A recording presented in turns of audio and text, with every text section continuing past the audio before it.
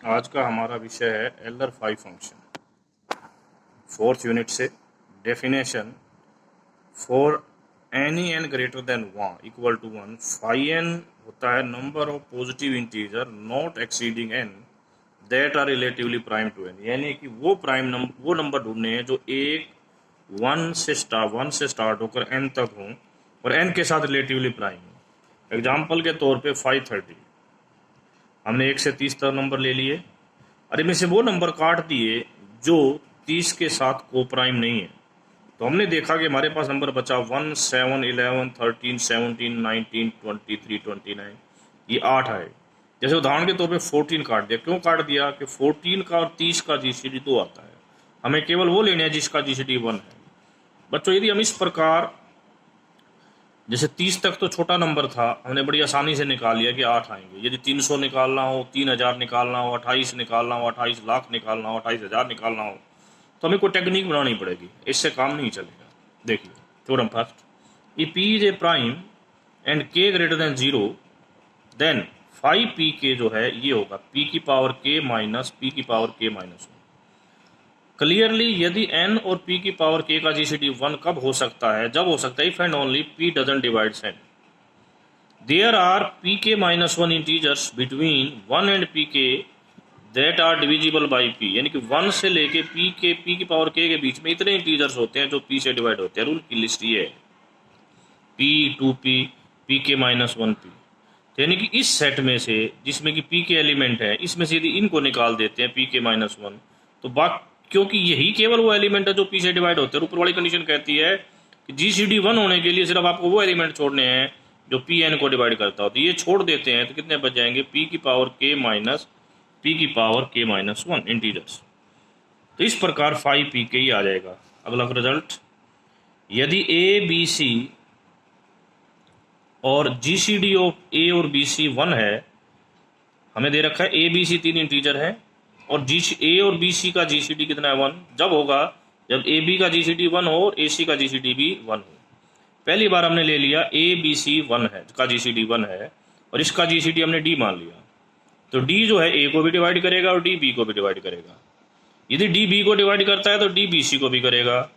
इसका तो डी इन दोनों के जीसीडी को भी करेगा। तो डी जो है, ये जो जीसीडी है डी के बराबर होगा या डी से बड़ा होगा, परंतु इसका जीसीडी 1 है तो वह फोर्स करता है डी शुड बी 1। सिमिलरली हम ये प्रूव कर सकते हैं जीसीडी ऑफ ए सी भी 1 होगा। अब इसका कन्वर्स,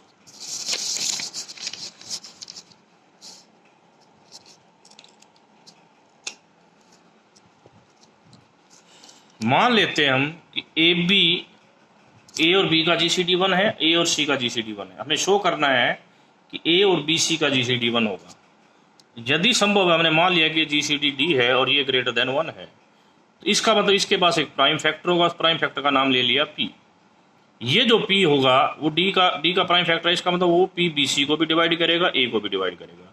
डी जो है, जो जी डी है, वो बी सी को भी डिवाइड करता है, ए को भी डिवाइड करता है। तो प्राइम फैक्टर बी सी को भी डिवाइड करेगा, ए को भी डिवाइड करेगा। यहाँ से दो संभावनाएं आ गई, ये प्राइम फैक्टर बी को डिवाइड करेगा, ये प्राइम फैक्टर सी को डिवाइड करेगा, या बोथ भी करेगा। तो हमने कह दिया आइदर पी डिवाइड्स ए और पी डिवाइड्स बी और both. If P divides B then GCD of A B is greater than 1 which is a contradiction. खत्म। If P divides A C then GCD of A C is greater than equal to P, contradiction. तो इसका मतलब हमारे जो ये हमने D माना था, ये हमारी ये गलत थी। तो ये जो है ग्रेटर देन 1 नहीं हो सकता। इसका मतलब ए और बी सी का जीसीडी कितना होगा? ए बी सी का जीसीडी कितना होगा? 1। अब हम मेन इंपॉर्टेंट थ्योरम की तरफ आ रहे हैं। थ्योरम देखिए, function phi is a multiplicative function. Euler function जो है मल्टीप्लिकेटिव। इसका मतलब आपको क्या शो करना है कि phi M N is equal to phi M गुना में फाई एन व्हेन एम और एन का जीसीडी 1 हो। यहाँ पर हम 3 केस बना के चलते हैं। केस फर्स्ट, यदि एम 1 होता तो फाई एन के इक्वल आ जाएगा लेफ्ट हैंड साइड।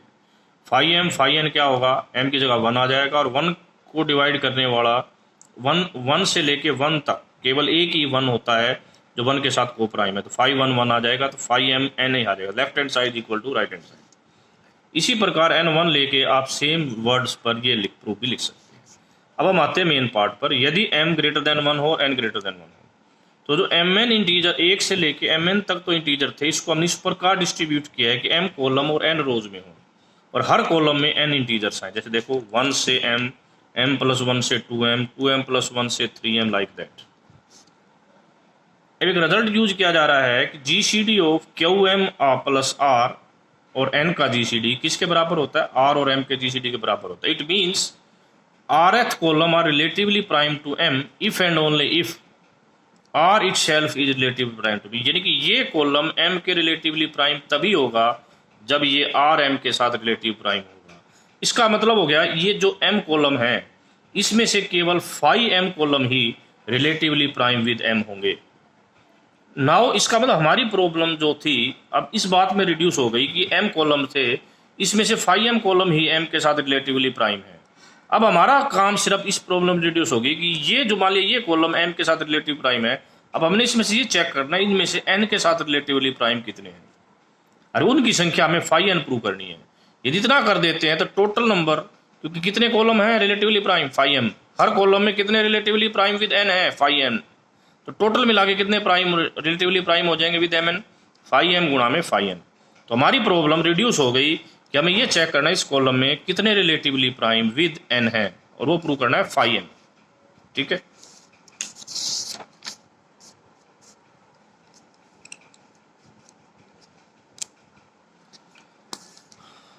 जो rth कॉलम था ये मानते हुए कि r और m का GCD 1 है, उसकी एंट्री ये थी और उसमें ये n एंट्रीज हैं, सीक्वेंस ऑफ n एंट्रीज। हम अब यहाँ पर ये शो करना चाहते हैं कोई भी दो एंट्री आपस में कॉन्ग्रुएंट नहीं है मोड n। मान लिया km plus r congruent to jm plus r mod n, जहाँ पर हमने विदाउट लॉस ऑफ जर्नलिटी मान लिया k छोटा है और j बड़ा है, तो k की वैल्यू 0 या 0 से बड़ी होगी, उससे बड़ी j होगा, उससे बड़ा n होगा। यहाँ r से r हट कट सकता है, ये आ जाएगा आपके पास। और एक बात क्लियर है आपको कि m और n का GCD 1 है, और इसका मतलब ये हो गया कि n जो है इसको डिवाइड करेगा। n और m का GCD 1 है, इसका मतलब n जो है इसको डिवाइड करेगा। लीड्स टू कंट्राडिक्शन बिकॉज क्योंकि ये जो j माइनस k है वो 0 से बड़ा होना है और n से छोटा होना है, तो ये n इसको डिवाइड नहीं कर सकता, तो कंट्राडिक्शन हो गया। कंट्राडिक्शन इसका मतलब कोई भी दो एंट्रीज इसकी सेम कॉन्ग्रुएंट नहीं होंगी under modulo n। No two are congruent above sequence mode n. Thus the numbers in the rth column are congruent mode n to। इसका मतलब ये जो नंबर्स हैं ये 0, 1 to n माइनस 1 के कॉन्ग्रुएंट होंगे इन सम ऑर्डर। हो सकता है इनका ऑर्डर आगे पीछे हो। एक इंपॉर्टेंट बात है यहाँ पर, यदि s is congruent to t mod n है, यदि s और n का GCD 1 है, ये तभी हो सकता है यदि t और n का भी GCD 1 हो।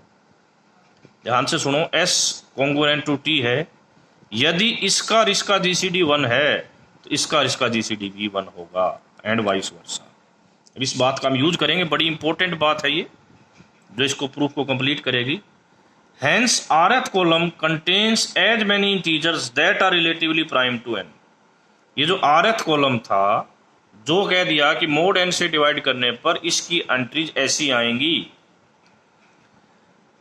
तो फिर कह रहा हूं rth columns contains as many integer that's are relatively prime to n as does this. जैसा इसमें है उतनी entry relatively prime to rth column में आएंगी जितनी रिलेटिवली प्राइम टू इसमें है, और इसमें रिलेटिवली प्राइम की संख्या कितनी होती है? Phi n। Therefore total number of entries in the array of mn column that are relatively prime to both mn are phi m into phi n। इसी के साथ हमारा ये प्रूफ कंप्लीट हुआ।